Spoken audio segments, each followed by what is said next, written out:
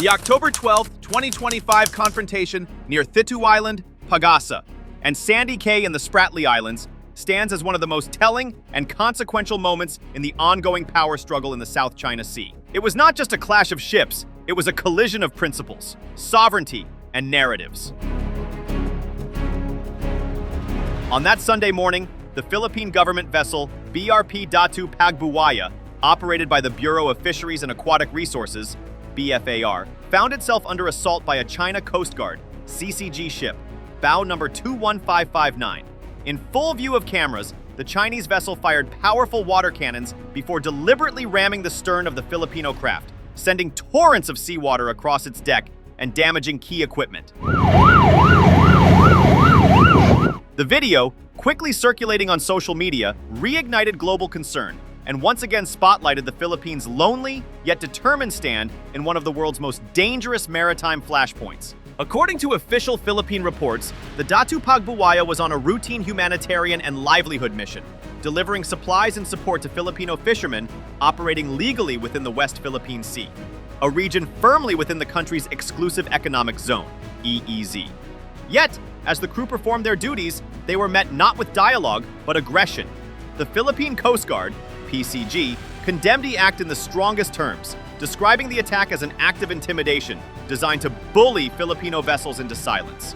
In an official statement, the PCG declared, "Despite these bullying tactics and aggressive actions, we will not be intimidated or driven away from our own waters." This language was not just procedural, it was deeply defiant, a moral stance in defense of national dignity. Beijing, in its usual rhetorical inversion, rejected Manila's claims and placed the blame squarely on the Philippines. CCG spokesperson Liu Dejun insisted that the Datu Pagbuwaya had illegally entered waters near Sandy Cay and had ignored repeated stern warnings. In his words, the Chinese Coast Guard merely took control measures against the Philippine vessels in accordance with the law, adding that full responsibility lies with the Philippine side. This statement, couched in diplomatic rigidity, reflected the same revisionist logic that Beijing has used for years to justify its illegal presence and coercive tactics in Philippine waters. The Chinese Foreign Ministry echoed this narrative, framing the confrontation as part of its sovereign right to safeguard territorial integrity, an argument that directly contradicts the 2016 Arbitral Tribunal ruling in The Hague, which invalidated the so-called 9-dash line and reaffirmed the Philippines' lawful maritime entitlements.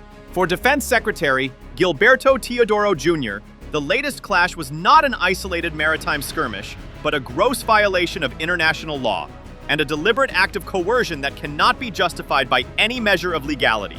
His words carried the weight of both outrage and resolve. We are direct victims of Chinese aggression in this and in a concentrated area thus far, in the West Philippine Sea. China's actions are a matter not only of concern, but of condemnation, Teodoro declared in a press briefing, adding that the Philippines will never yield, never back down, and never accept the false narrative of an invented sovereignty. This stark exchange between Manila and Beijing captures the broader geopolitical contest unfolding across the South China Sea, a struggle between a small democracy asserting its rights under law and a regional superpower seeking to impose control through might. The Philippines' stand is anchored not only in international rulings, but in a moral belief that law, not force, must govern the seas. As President Ferdinand Marcos Jr. recently stated, "We do not seek conflict, but neither will we be cowed. The West Philippine Sea is ours, and it will remain ours." It is unfortunate that despite the clarity provided by international law, provocative, unilateral, and illegal actions continue to infringe upon our sovereignty, our sovereign rights, our jurisdictions. At the heart of this high-stakes confrontation, however, are the ordinary Filipino fishermen and sailors, the human faces of this geopolitical battle. They are not soldiers, but their presence in these contested waters has become a symbol of sovereignty itself. Their mission, once a routine voyage to sustain livelihoods, has transformed into a quiet act of defiance and patriotism. Each time they sail, they carry not just supplies, but the spirit of a nation refusing to be erased. The October 12th Thitu Island clash thus transcends the immediate drama of damaged hulls and diplomatic protests. It encapsulates the Philippines' broader struggle for dignity, survival, and the defense of international law in one of the world's most volatile maritime frontiers. As one Philippine Navy officer poignantly remarked after the incident, "We may be small, but we stand on the side of truth and law. And that makes us stronger than any ship that tries to push us out." In the roiling waters of the South China Sea, that truth now carries the weight of a nation.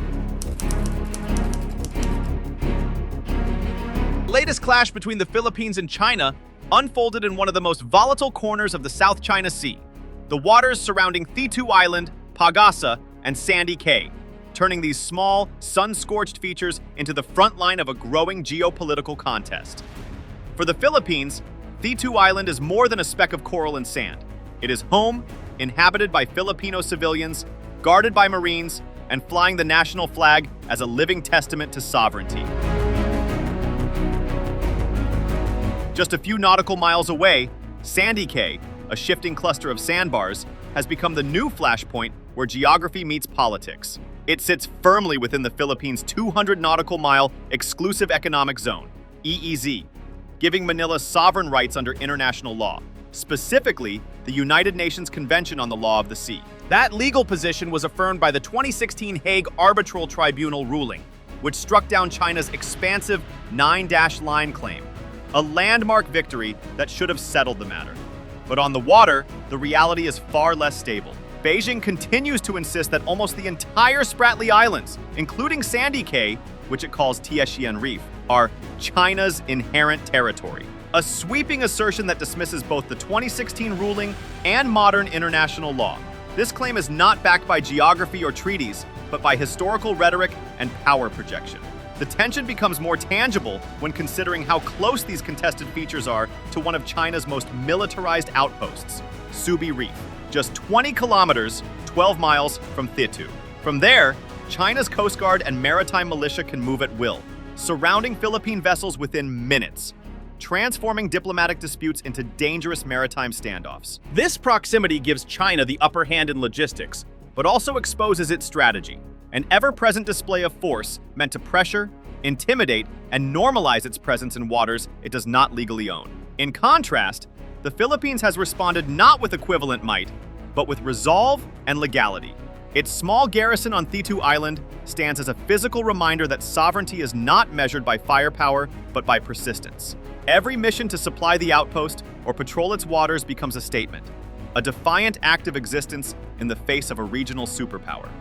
The United States, standing firmly behind Manila, reaffirmed this position after the latest October 12 confrontation. U.S. Ambassador Mary Kay Carlson called China's ramming and water cannon attacks aggressive actions in defiance of international law, reminding the world that the 2016 arbitral ruling is final and binding. It was a pointed message not just to Beijing, but to all nations watching, that the Philippines' fight for Thitu and Sandy Cay is not a local issue, but a global test of the rules-based order. Meanwhile, Beijing's reaction remained defiant.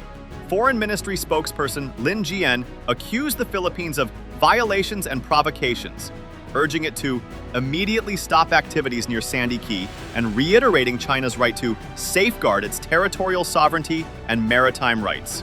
事实再次证明，菲方在海上蓄意侵权挑衅，是导致局势紧张的根源。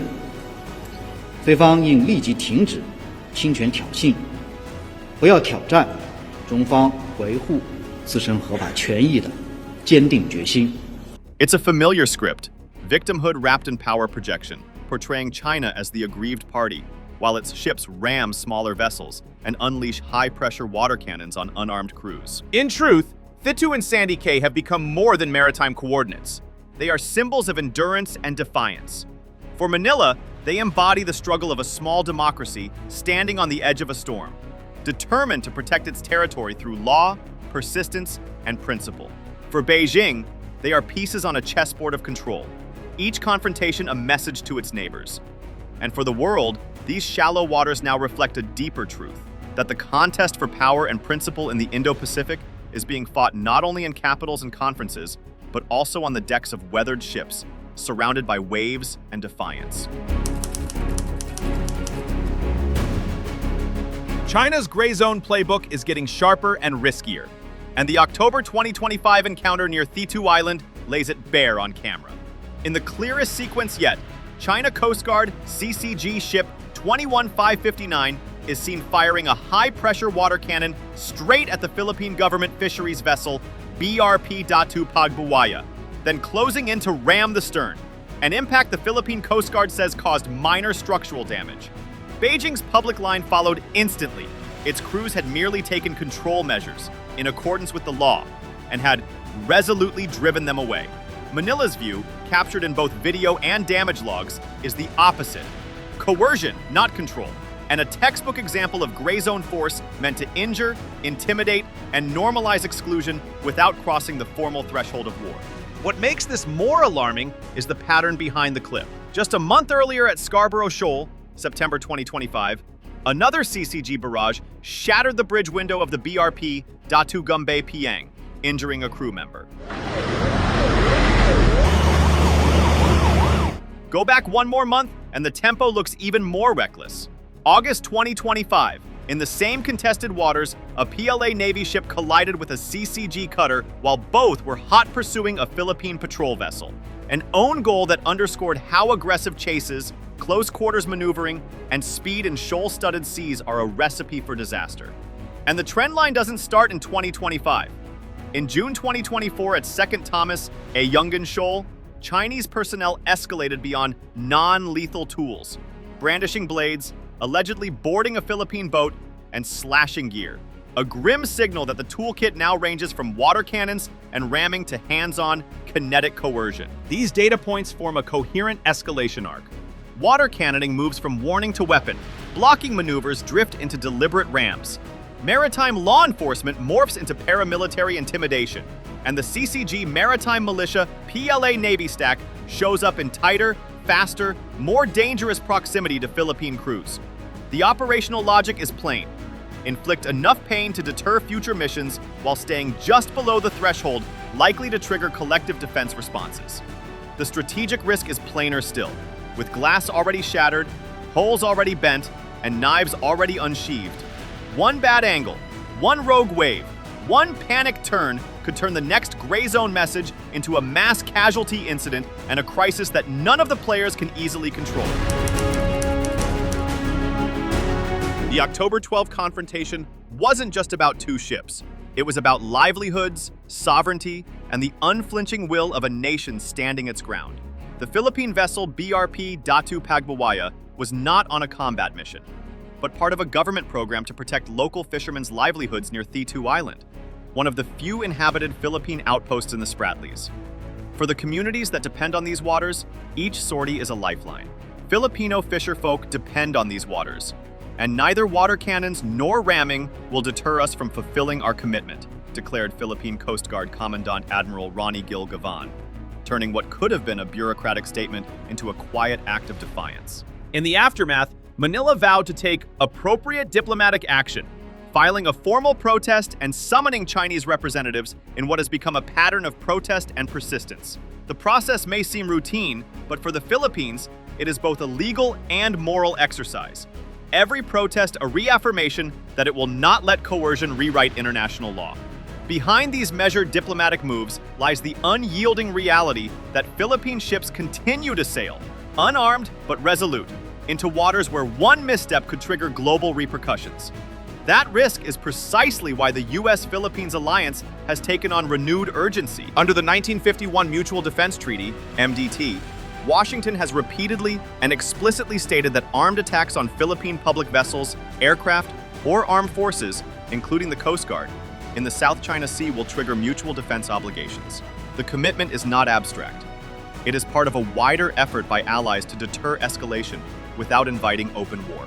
Following the October 2025 incident, the United States, Japan, and Australia all issued statements condemning Beijing's actions, signaling that the Philippines no longer stands alone. Beyond words, that solidarity has teeth.